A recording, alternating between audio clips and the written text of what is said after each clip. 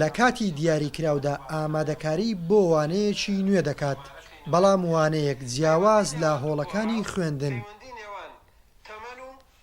سەرکار و هاوپۆلەکانی لا ڕێگەی مامۆستاکەیان و بە شێوەی ئۆنلاین لا تۆڕە کۆمەڵایەتیەکانەوە بەردەوامن لە هەوڵ و کۆششەکانی ڕۆژانی پێش هاتنی کۆڕۆنا.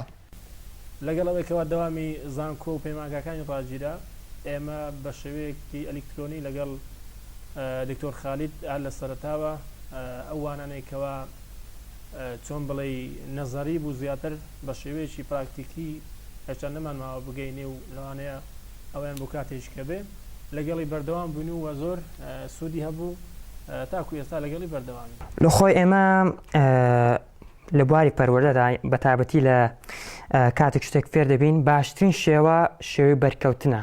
ئێمە ناتوانین ینی ئۆنلاین بەکاربێنین تاکو تا بێتە جێگرەوەی ئەم بەرکەوتنە، بەڵام چکە چارەمان نییە لۆیە بە شتێکی باش دادنێم چکەمە لە مارێنە لۆیە شتێکی باشە. خوێندکارەکانی قۆناغی سێ دەروونزانی ئەزموونی دکتۆر خالید ئیسماعیل کا مامۆستای زانکۆی کۆیە لە ژوورێکی ماڵەکەیدا هەموو ڕۆژێک بە شێوەی ئۆنلاین وانە بۆ خوێندکارەکانی شی دەکاتەوە. وەک خۆیشی دەڵێت ئەم کارەی لا پێناو زیند و هێشتنەوەی زانست و زانیاریە و لە داهاتوشدا بەردەوام دەبێت. ئەمن بخۆم وەکو پسپۆڕێک لە بواری پەروەردە بەڕاستی پێم زۆر گرنگە خوێندنی ئەوسان نەفەوتێ واروەها چارەسەرێک بۆ بدۆزین و نەک بەدیل. تاوان خوێندنی ئۆنلاین بە هیچ شێوەیەک بەدیلی مامۆستای نیە، بە هیچ شێوەیەک بەدیلی مامۆستای نیە. بەڵام ئەوەی کە ئێستا باوە خەڵک بۆ دەزانی ئۆنلاین هەر شتێک سیر کە پەیوەندی نێوان خوێندکار و مامۆستا لە ڕێگای تەکنۆلۆژیای سەردەمبی دیجیتال بێ ئەو پێدەگوتێ ئۆنلاین. بەس هەمانە پێدەگوتێت دیستەنس خوێندن لە دوورەوە و هەشمانە پێدەگوتێت ئیلێنینگ و هەشمانە فیس تو فیس ڕوبەڕوو. تاوان ڕوبەڕوو ئێستا نەمایە بەدیلەکەی ئەوە چیامە لە ڕێی تەکنۆلۆژیە.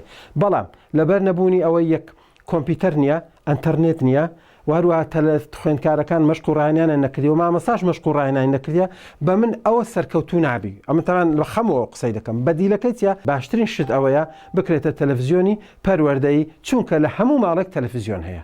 هەرچەندە ساڵانێکە بەشێک لە کار و پیشەی هاوڵاتیان بە شێوەی ئۆنلاین ڕایی دەکرێت، بەڵام ئەمڕۆ پەتای کۆڕۆنا بۆ تا هۆکار تا سەرجەمچین و توێژەکان لە ماڵەکانیان بمێننەوە و زیاتر لە جاران بە شێوەی جیاواز سوود لە تۆڕە کۆمەڵایەتیەکان ببینن.